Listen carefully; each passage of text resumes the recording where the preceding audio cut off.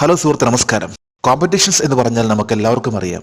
ഏതെങ്കിലും ഒരു ലക്ഷ്യത്തിന് വേണ്ടി ഒന്നിൽ കൂടുതൽ പേരുണ്ടെങ്കിൽ അതൊരു കോമ്പറ്റീഷനാണ്. അതിനുവേണ്ടി ശ്രമിക്കുന്നവർ ഒത്തിരി പേരാണ്.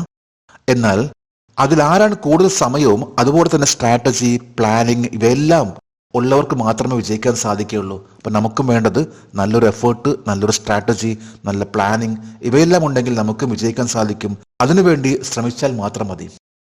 നമുക്കറിയാം, സ്പോർട്സ് മേഖലയിൽ തന്നെ എത്രയോ പേരാണ് ഓരോ ദിവസവും പ്രാക്ടീസ് ചെയ്തുകൊണ്ടിരിക്കുന്നത്.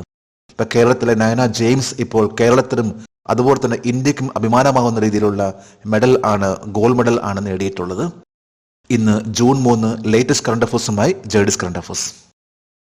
2024 ജൂൺ 2 തായ്വാൻ അത്ലറ്റിക്സ് ഓപ്പണിൽ ലോങ് ജമ്പിൽ സ്വർണം നേടിയ കേരളത്തിൽ നിന്നുള്ള അത്ലറ്റിന്റെ പേര് നയന ജെയിംസ്. 2024 തായ്ലാന്റ് അത്ലറ്റിക് ഓപ്പണിലെ സ്വർണം കരസ്ഥമാക്കിയിട്ടുള്ള കേരളത്തിലെ ലോങ് ജമ്പറാണ് നയന ജെയിംസ്. ഇതിനു മുമ്പ് ബ്രോൺസ് മെഡൽ നേടിയിട്ടുള്ള ലോങ് ജമ്പറാണ് നയന ജെയിംസ്. ഈ പ്രാവശ്യത്തെ തായ്വാൻ അത്ലറ്റിക് ഓപ്പൺ ചാമ്പ്യൻഷിപ്പിൽ ഏഷ്യൻ ചാമ്പ്യൻ ആയിട്ടുള്ള സുമേര ഹാത്ത പരാജയപ്പെടുത്തിക്കൊണ്ടാണ് നയന ജെയിംസ് സ്വർണം കരസ്ഥമാക്കിയിട്ടുള്ളത്. നയന ജെയിംസിന്റെ ഡിസ്റ്റൻസ് ആണ് 6.43 മീറ്റർ. സുമേര ഹാത്തയുടെ ഡിസ്റ്റൻസ് ആണ് 6.37 മീറ്റർ.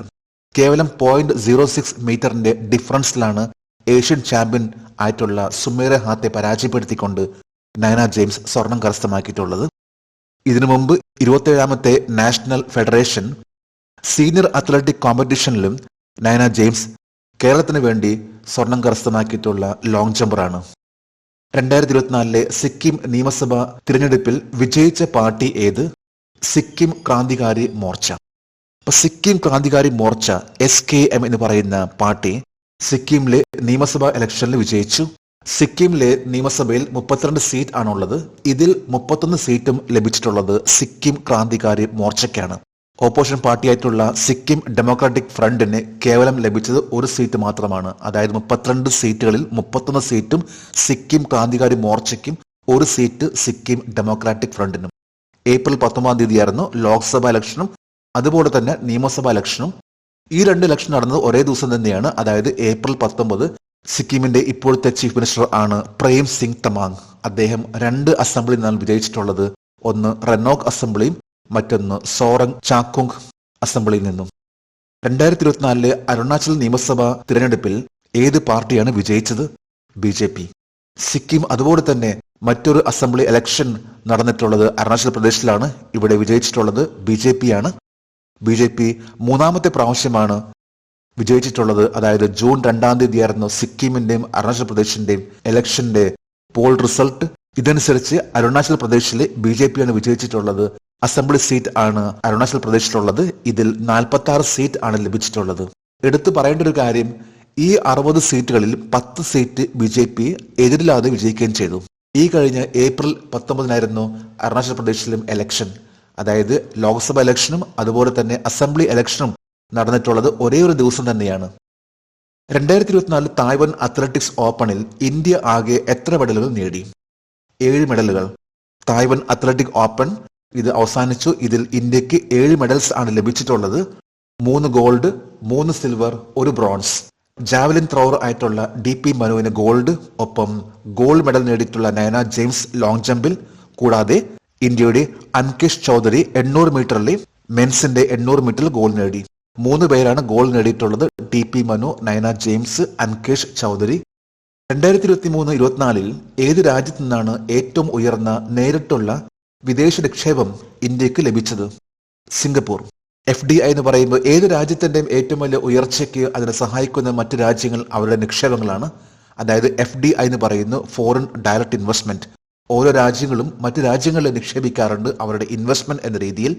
ഇതിൽ ഏറ്റവും കൂടുതൽ നിക്ഷേപിച്ചിട്ടുള്ള രാജ്യമാണ് സിംഗപ്പൂർ. മിക്കവാറും പല രാജ്യങ്ങളും നിക്ഷേപിക്കുന്ന ഒരു ഏരിയ എന്ന് പറയുമ്പോൾ അത് കമ്പ്യൂട്ടർ, സോഫ്റ്റ്വെയർ, ഹാർഡ്വെയർ എന്നിവയിലേക്കാണ്. അത് കഴിഞ്ഞിട്ട് വരുന്ന യൂട്ടിലിറ്റി, അതായത് സർവീസ് ഇൻഡസ്ട്രി എന്നിവയിൽ.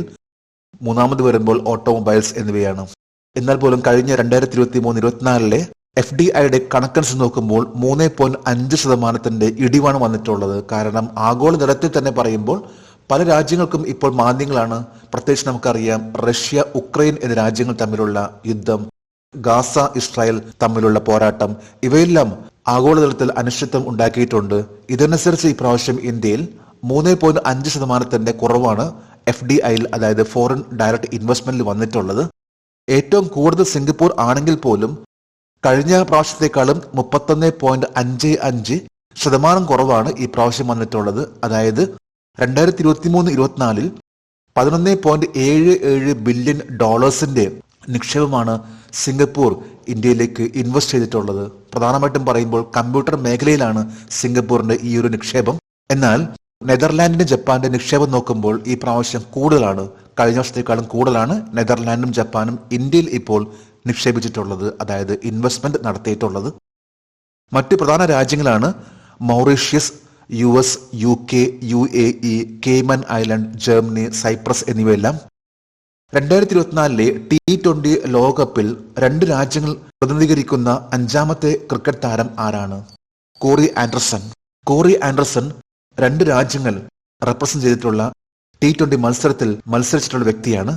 കോറി ആൻഡർസൺ ഈ കഴിഞ്ഞ USA കാനഡ മത്സരത്തിൽ പാർട്ടിസിപ്പേറ്റ് ചെയ്യുകയും 5ാമത്തെ വ്യക്തിയായിട്ട് മാറി, അതായത് 2 രാജ്യങ്ങളിൽ നിന്നുള്ള സിറ്റിസൺഷിപ്പ് എടുത്തിട്ടുള്ള വ്യക്തി. ജൂൺ 1 T20 വേൾഡ് കപ്പ് ആരംഭിച്ചിട്ടുള്ളത്. ഇതിലെ ആദ്യത്തെ മാച്ച് ആയിരുന്നു USA കാനഡ. ഇതിലാണ് കോറി ആൻഡർസൺ പാർട്ടിസിപ്പേറ്റ് ചെയ്തിട്ടുള്ളത്. ഇതിനു മുമ്പ് കോറി ആൻഡർസൺ ന്യൂസിലാൻഡിന് വേണ്ടി 2014-ലും 2016-ലും T20 വേൾഡ് കപ്പിന് പങ്കെടുത്തിരുന്നു.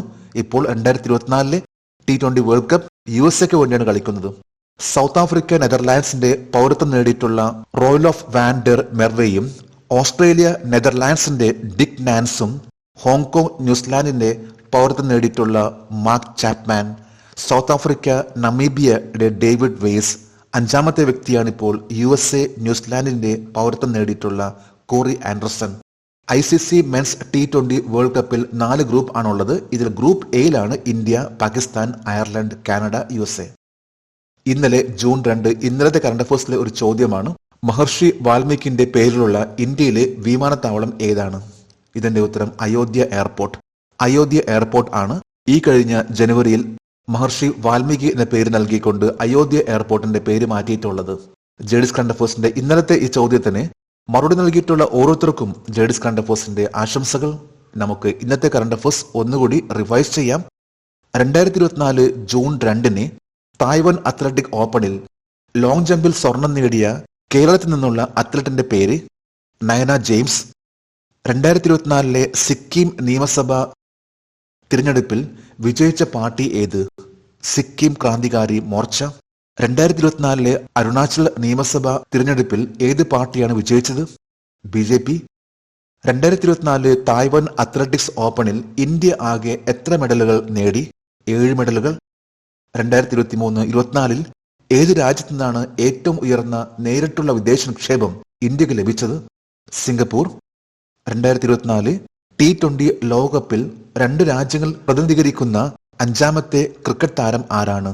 Quarry Anderson. ഇന്ന് ജൂൺ 3 ഇന്നത്തെ കറണ്ട് അഫയേഴ്സിലെ ഒരു ചോദ്യമാണ്: നാഷണൽ ഇൻഡസ്ട്രിയൽ സെക്യൂരിറ്റി അക്കാദമി ഏത് പാരാമിലിറ്ററി ഫോഴ്സിന്റെ പ്രധാന പരിശീലന സ്ഥാപനമാണ്? 3 ഓപ്ഷൻസ് ആണ് നൽകിയിട്ടുള്ളത്. ഈ ചോദ്യത്തിന്റെ ഉത്തരം അറിയാമെങ്കിൽ ഇന്നത്തെ കറണ്ട് അഫയേഴ്സിന്റെ കമന്റ് ബോക്സിൽ രേഖപ്പെടുത്തുവാൻ അഭ്യർത്ഥിക്കുന്നു. നാളത്തെ കറണ്ട് അഫയേഴ്സിൽ ഇതിന്റെ ഉത്തരം ഉണ്ടായിരിക്കും.